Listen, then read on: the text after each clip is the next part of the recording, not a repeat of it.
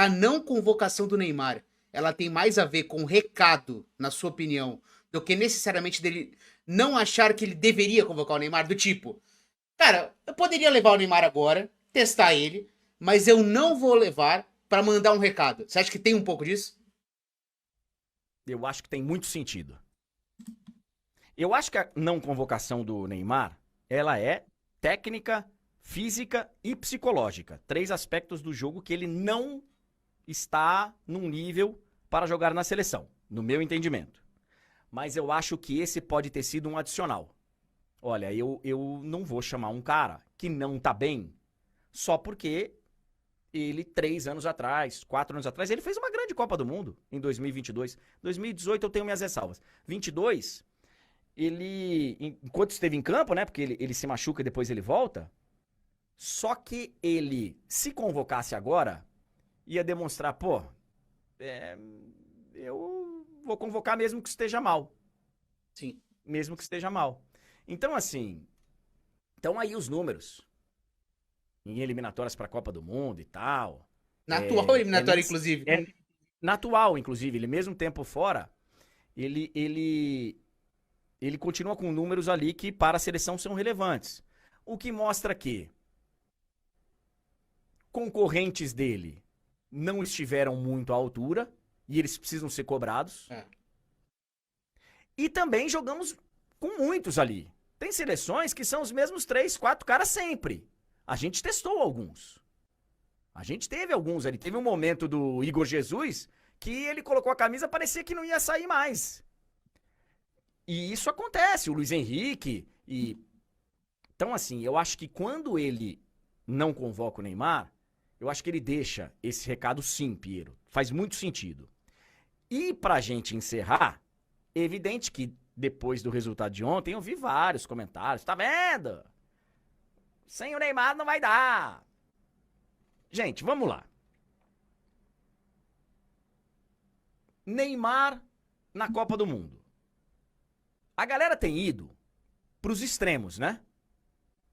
A sensação dos que defendem a volta do Neymar com uma perna, 10%, joga mais que qualquer um e tal, fica uma sensação de que se ele for convocado, o Brasil vai ser campeão. O que não é necessariamente uma verdade. O Neymar estar na Copa não significa que o Brasil vai ser campeão. O Neymar esteve em 3 Copas e o Brasil não foi campeão. Em nenhuma delas a responsabilidade foi só dele, evidentemente. Ele fez parte. Mas a presença dele fica uma sensação de que, pô, o Brasil ganhou tudo com ele. E não é verdade.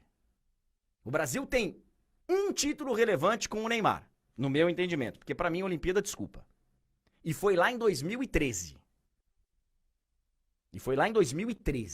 Então, assim, o Neymar estar na Copa não significa que a gente vai ser campeão.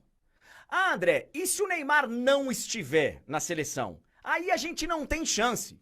Também discordo. O fato do Neymar não estar na Copa do Mundo não significa que o Brasil não vá ser campeão. Eu acho, inclusive, que o Brasil tem poucas chances de ser campeão, com ou sem ele. Com ou sem. O Brasil não chega como favorito. Chega como uma das seleções postulantes. Agora, se você me perguntar, André, se o Neymar estiver bem, a seleção brasileira tem mais chances? Tem. Mas não é esse Neymar. Então, assim, ó, o Neymar bem significa que o Brasil tem mais chances? Sim. Esse Neymar está bem? Não. E é algo que é muito difícil para você debater com o fã do Neymar. Porque quem se coloca no papel de fã é duro, velho. O cara tem que defender em todos os instantes, todos os momentos. Tem que passar pano em todas as situações. E não é o meu caso. Eu quero criticar quando tem que criticar, eu quero elogiar quando tem que elogiar. Eu não quero ficar amarrado, nem a só criticar, nem a só elogiar. Ultimamente, tem mais motivos para criticar do que elogiar. Mas outro dia eu elogiei aqui. Que ele falou que ele estava fora por uma questão técnica. Acho até que era uma resposta à declaração dele, que ajudou, inclusive, a ficar de fora, eu acho, da seleção, que foi: eu não tenho que provar nada para ninguém. Então, o Piero, acho que a principal discordância que eu tenho da galera que defende a volta do Neymar. Eu também defendo a volta do Neymar com um asterisco, desde que ele esteja bem. É que nesse momento, pra mim, ele não está bem. Não está bem. E tem gente aí que continua com o discurso que ele, assim, deveria ser titular da seleção, porque ele com 10% joga mais que não sei o quê, porque ele com uma perna só, porque ele sem joelho. E não é assim. Pelo menos eu entendo dessa forma, Piero. Então, eu concordo plenamente contigo, André. Acho que o Ancelotti acertou na decisão de não levar agora, até como recado. Mas eu vou ser justo aqui com o que eu penso também, né? Claro. Copa do Mundo ano que vem. O Neymar está na mesma condição que está hoje. Jogando do jeito que está hoje, eu levaria. Não levo. Eu não levaria. levo. Eu não levaria pra um jogo de eliminatórias, pra um jogo amistoso, pra uma preparação de Copa do Mundo. Eu levaria. Eu não levo. Eu não levo. Até porque o pacote Neymar é um pacote pesado, cara, pra seleção brasileira. O Neymar vem com coisas externas que são complicadas pro ambiente. São complicadas, cara. Mas não tira o peso dos jogadores? Ter o Neymar Talvez lá. isso- Ele Então, ser o alvo. Mas talvez isso seja ruim. Talvez isso seja ruim. Talvez o fato deles estarem lá e tudo é Neymar, Neymar, Neymar, Neymar, Neymar, faz com que a seleção, mais uma vez, gire em torno do Neymar. E agora vai girar em torno de um Neymar sem condição. Com condição muito abaixo. Então, gente, o ambiente da seleção com o Neymar é um ambiente de protecionismo. Se o Ancelotti conseguir fazer isso e deixar isso de lado, porra, maravilha, cara. Porque é um preço que ele vai ter que pagar se ele convocar o Neymar pra Copa. Sim.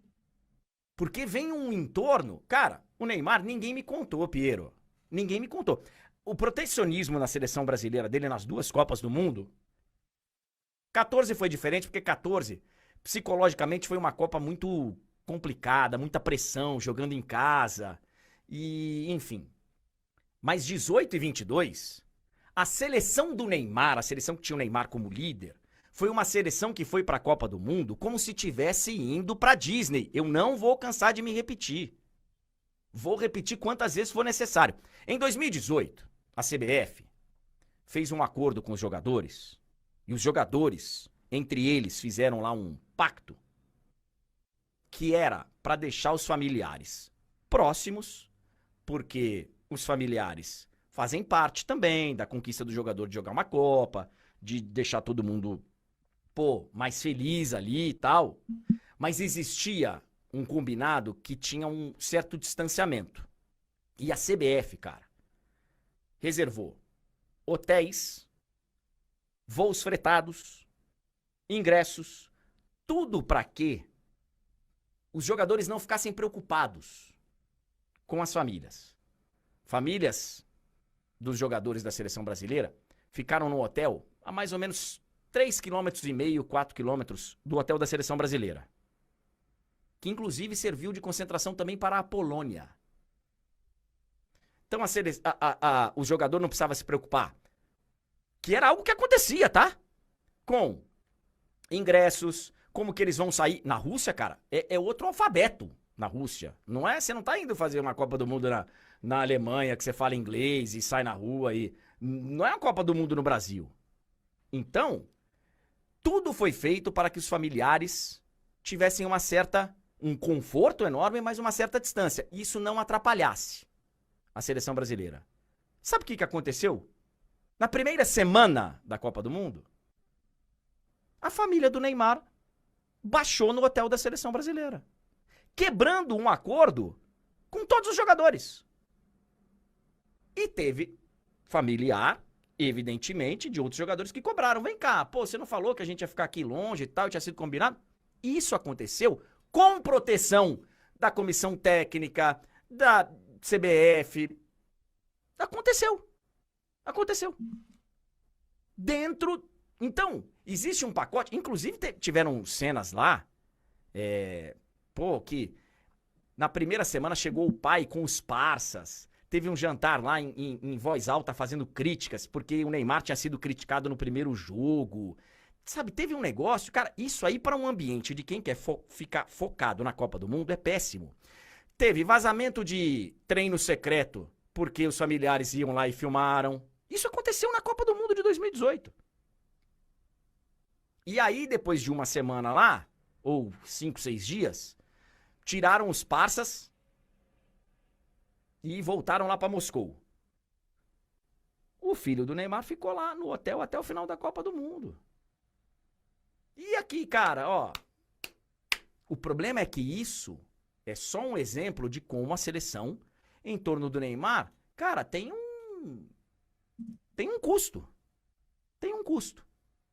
Que para um grupo numa Copa que todo mundo diz que tá focado, que quer ser campeão, isso interfere, cara. Isso interfere. E aí, o que acontece em 2022, Piero? Muitas das coisas de 2018 se repetem. Muito se repete. Muito se repete. Aí a galera vai comentar, mas isso não tem nada a ver com a eliminação no campo. Não sei, cara. Não sei. Eu acho que tudo, hoje o esporte de alto nível, ele é tão no detalhe de uma recuperação bem feita, de uma preparação bem feita, de um foco bem feito, de do psicológico tá em dia. Sim. Então, Piero, se o Ancelotti resolver convocar o Neymar, ele precisa saber que junto vem e aí ele vai precisar ser líder. E ele vai precisar ser líder e sabe, desempenhar um papel de líder que não tinha. Era um outro tipo de liderança que a seleção brasileira tinha nas outras Copas do Mundo recentes. Ninguém conseguia colocar o Neymar, por exemplo, num enquadro. Falar, ô velho, pô, vamos. Não, e não é nem enquadra estabelecer limites, né? É deixar muito claro desde o começo, né?